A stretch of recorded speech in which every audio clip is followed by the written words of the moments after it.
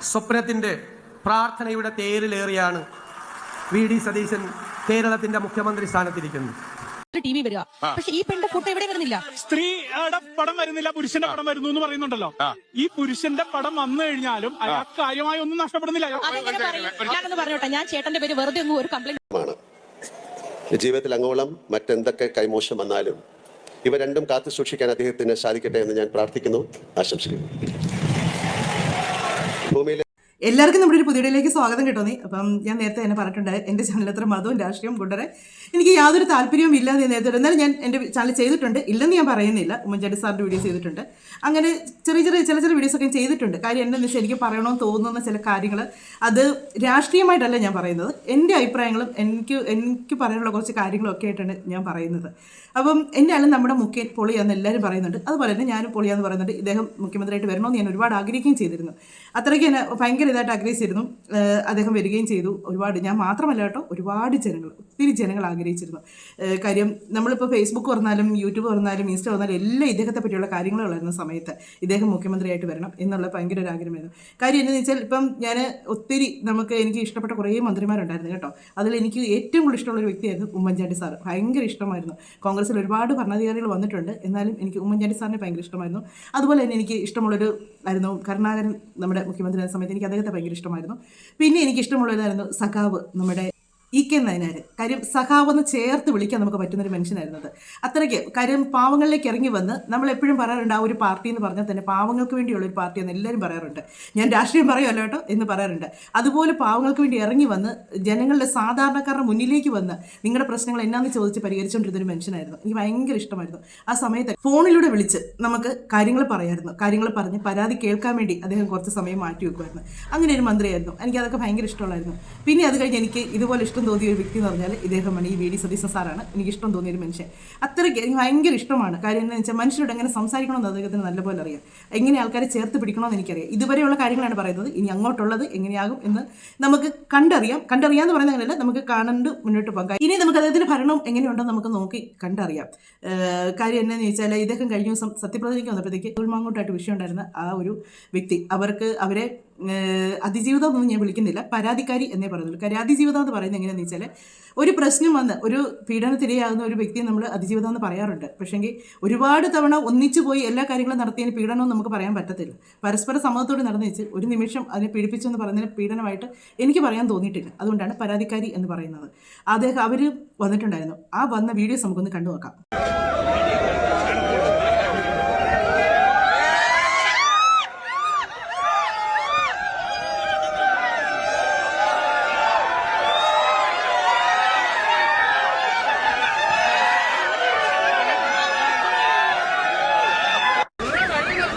ഇവർ വന്നപ്പം ഈ പ്രവർത്തകരെല്ലാം ഭയങ്കരമായിട്ട് കൂവിയാണ്. പക്ഷേ ഒരു കൂസലുമില്ലാതെ ചിരിച്ചുകൊണ്ടാണ് ആൾ ഇതിലേക്ക് ഇറങ്ങി വന്ന് പോയത്. അവിടെ ചെന്ന് സതീശ സാറിനെ കാണുകയും കൂടെ നിന്ന് ഫോട്ടോ എടുക്കുകയും സംസാരിക്കുകയൊക്കെ ചെയ്തു.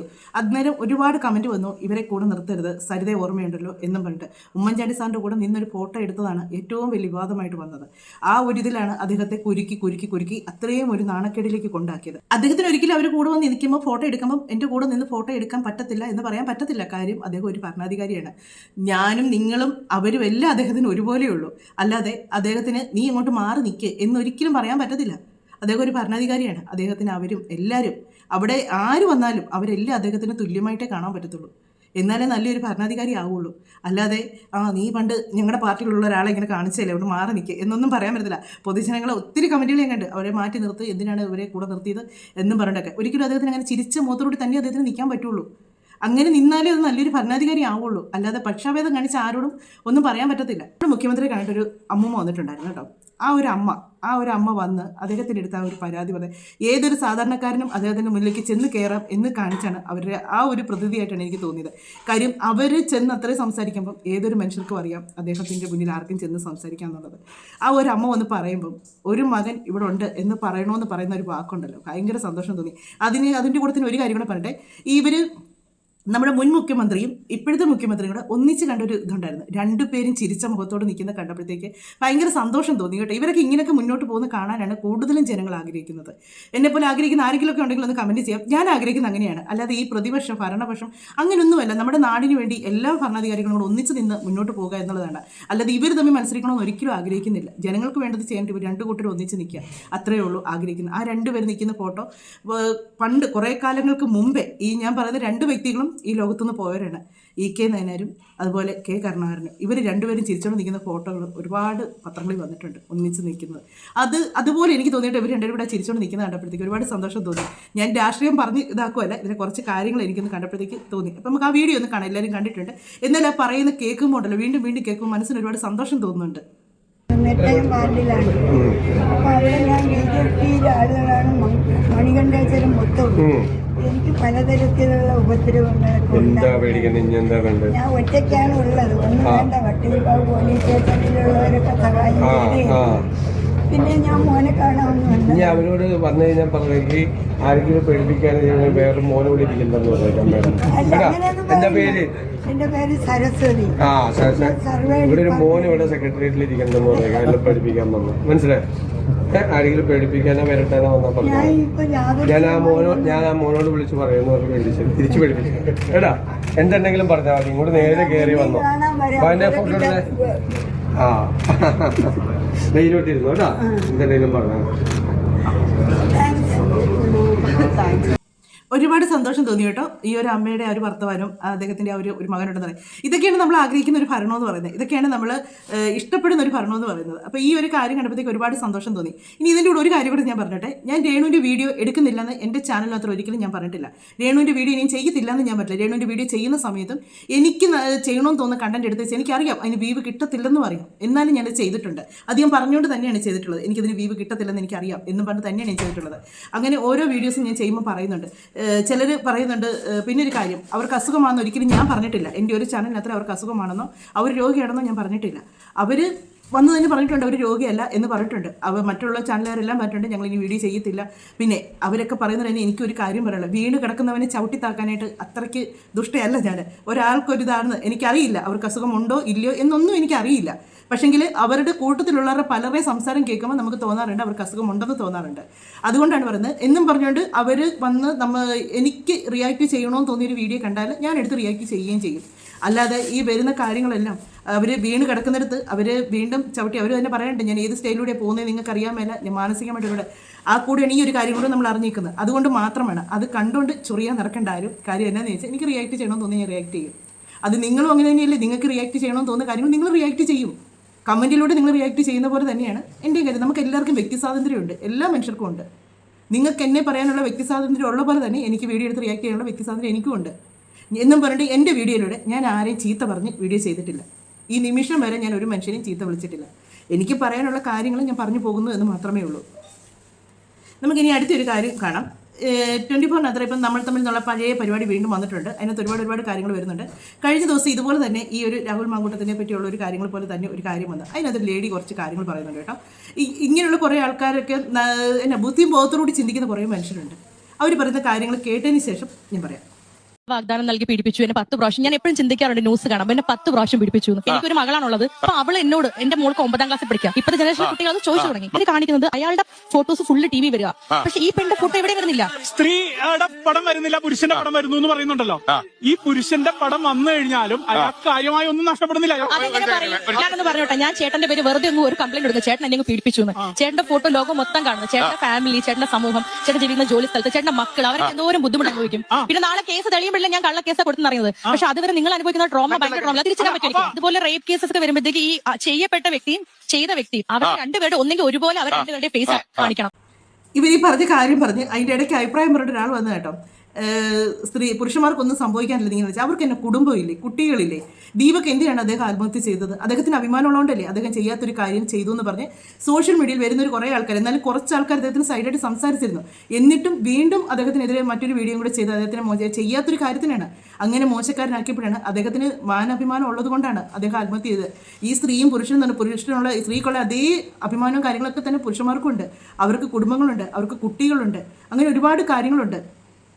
ഏതോ ഒരു കാര്യം ഇങ്ങനെ ഒരു ഫേക്ക് ഐ ഡിയിലൂടെ ഒരാൾ നിരന്തരം അങ്ങ് മോശമായിട്ടുള്ള വാക്കുകളും മോശമായിട്ടുള്ള തെറികളുമാണ് അദ്ദേഹം പറയുന്നത്.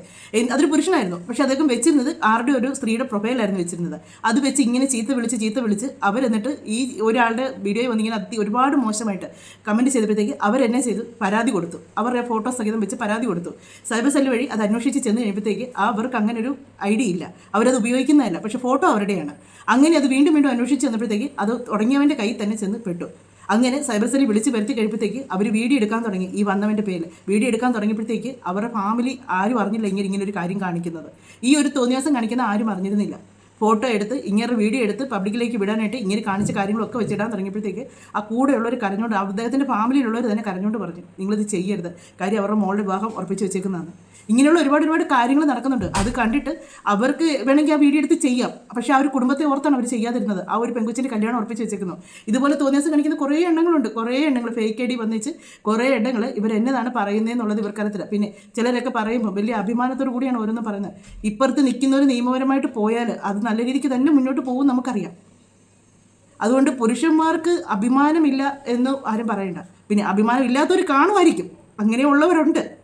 ഒരു അഭിമാനവും ഇല്ല, ഏത് തോന്നിവാസങ്ങളും വിളിച്ച് പറയാമെന്ന് പറയുന്നത് കാണിക്കുന്നവരുണ്ട്.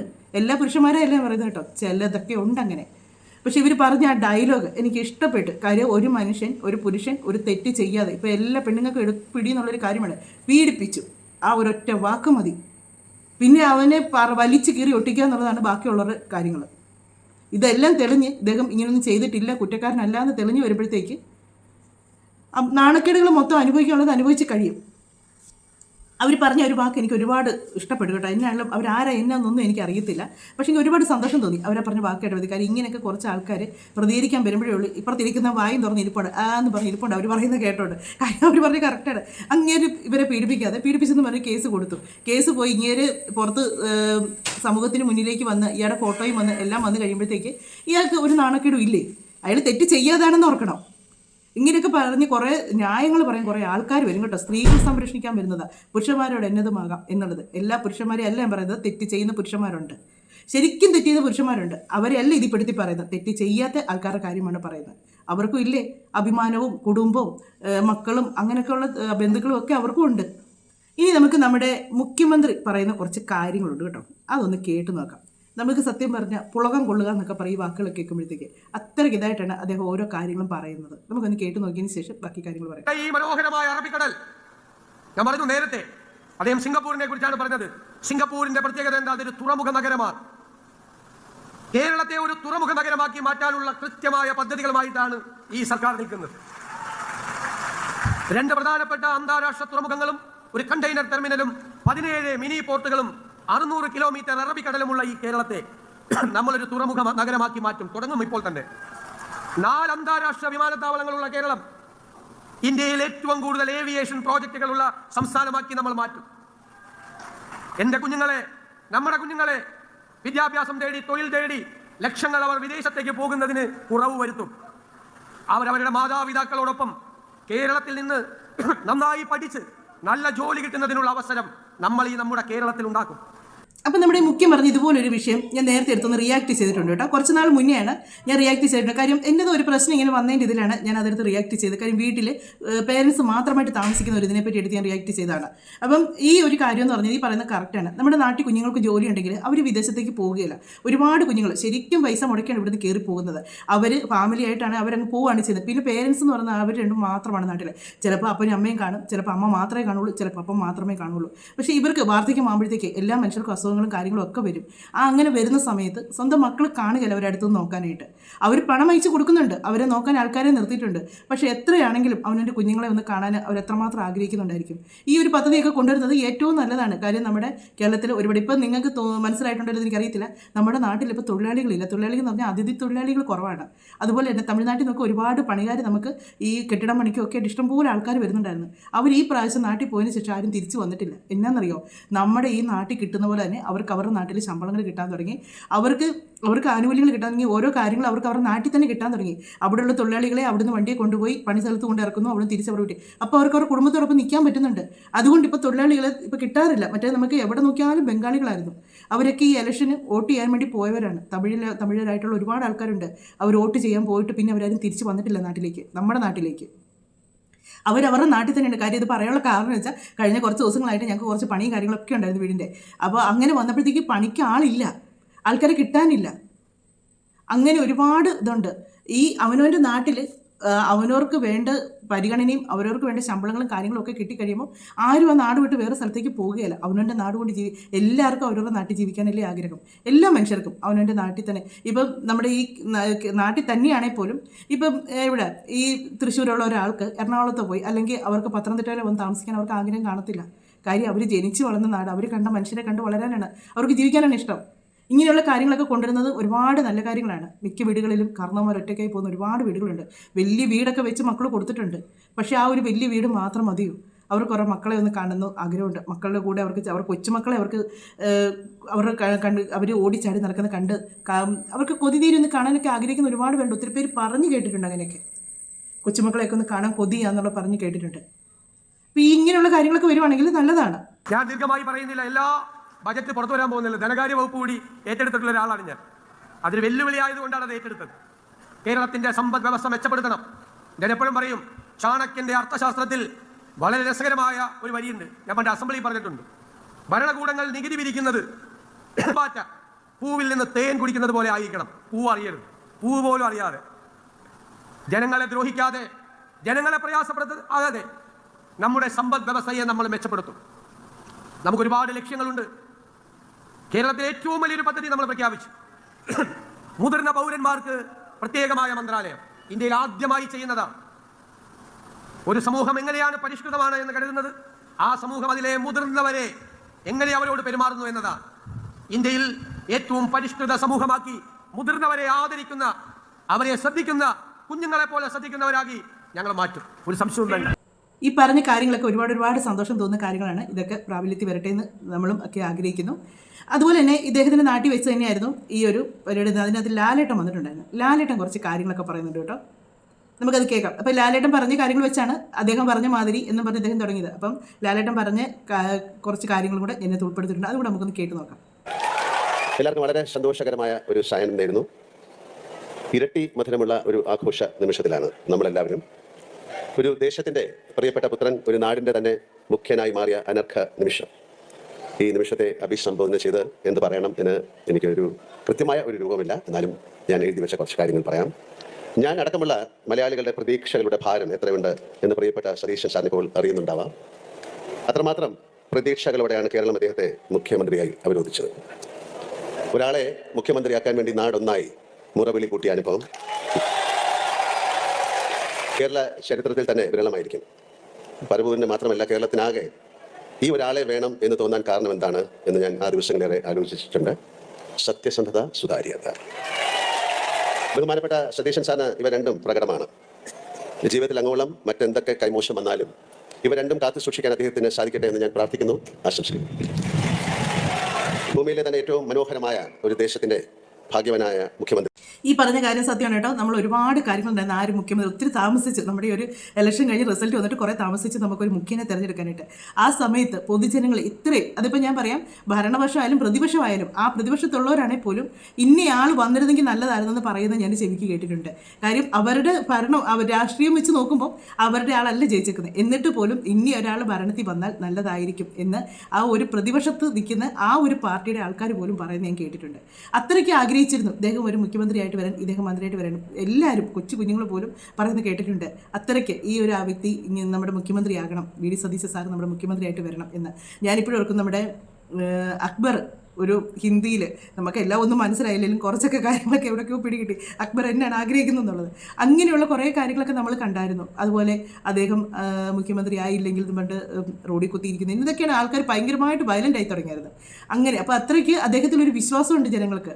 ഈ ഒരു ഭരണം വന്നാൽ, അദ്ദേഹം ഭരിച്ചാൽ ജനങ്ങൾക്ക് ഒരുപാട് നല്ല കാര്യങ്ങൾ കിട്ടുമെന്നുള്ള വിശ്വാസമുണ്ട്. അങ്ങനെ വിശ്വാസത്തോടു കൂടി ഇരിക്കുമ്പോഴാണ് അവർക്ക് ഉത്തരവാദിത്തങ്ങൾ കൂടുന്നത്. കാര്യം ജനങ്ങൾ ഇത്രയും വിശ്വസിച്ച് കയറ്റി ഇരുത്തുമ്പോഴത്തേക്ക് അവർക്ക് ഉത്തരവാദിത്തങ്ങൾ കൂടും. അവരിൽ നിന്ന് ഒരു ചെറിയ പാകപ്പിഴ പോലും വന്നു കഴിഞ്ഞാൽ ജനങ്ങൾ ഉൾക്കൊള്ളാൻ ബുദ്ധിമുട്ടായിരിക്കും അവർക്ക്.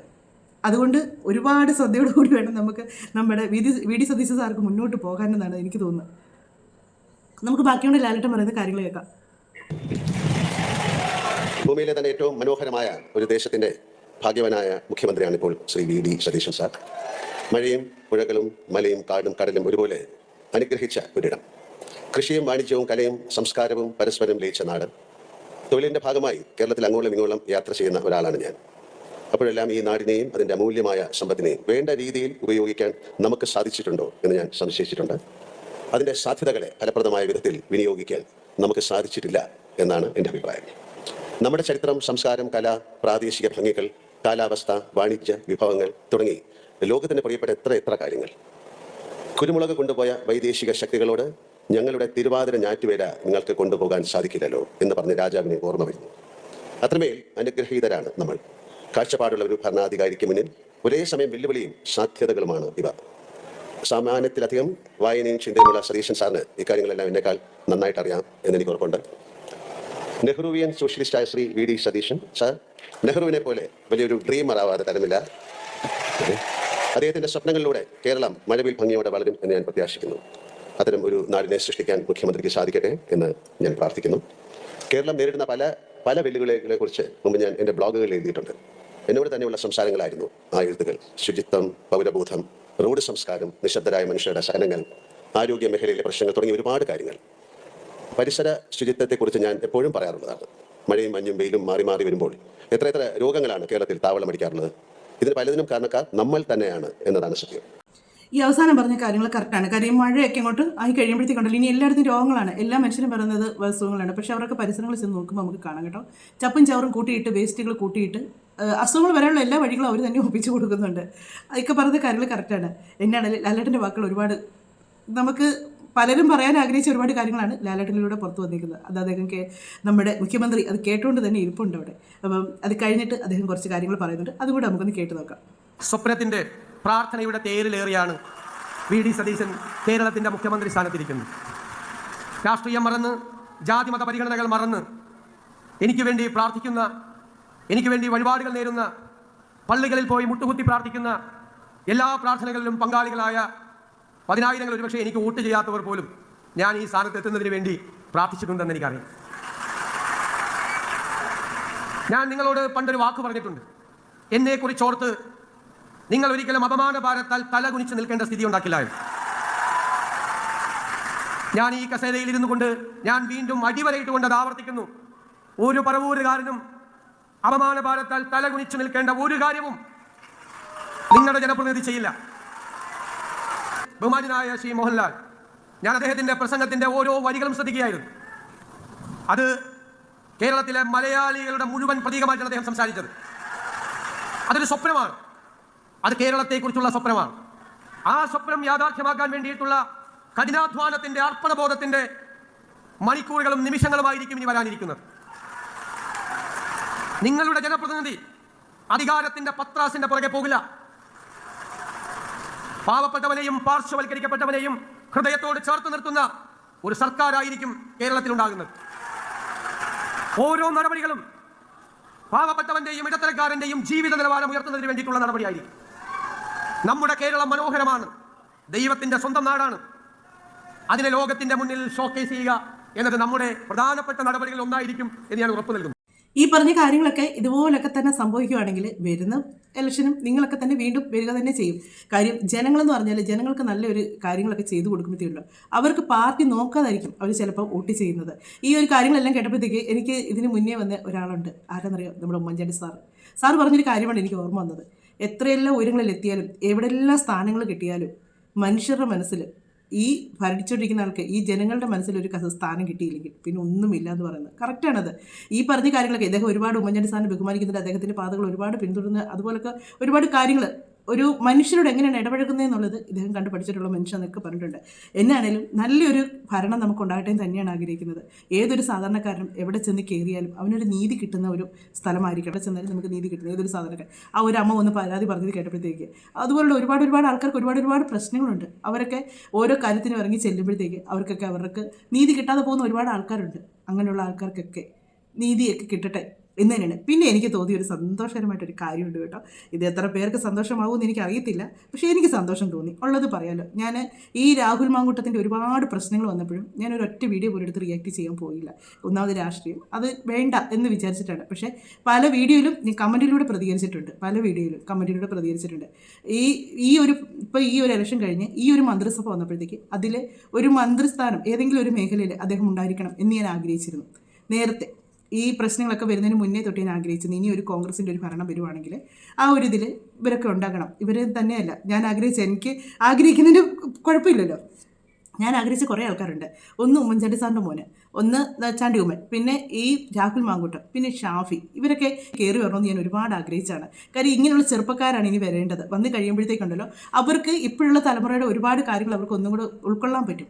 അങ്ങനെ വരണമെന്ന് ഞാൻ ഒരുപാട് ആഗ്രഹിച്ചിരുന്നു. ഇത് എൻ്റെ അഭിപ്രായമാണ്. ഇത് ഇഷ്ടമില്ലാത്ത പലരും കാണുമായിരിക്കും. നിങ്ങൾക്ക് കമൻറ്റ് പറയാൻ കുഴപ്പമില്ല. കാര്യം എൻ്റെ ഇഷ്ടം നിങ്ങളുടെ ഇഷ്ടമാവണമെന്നില്ല.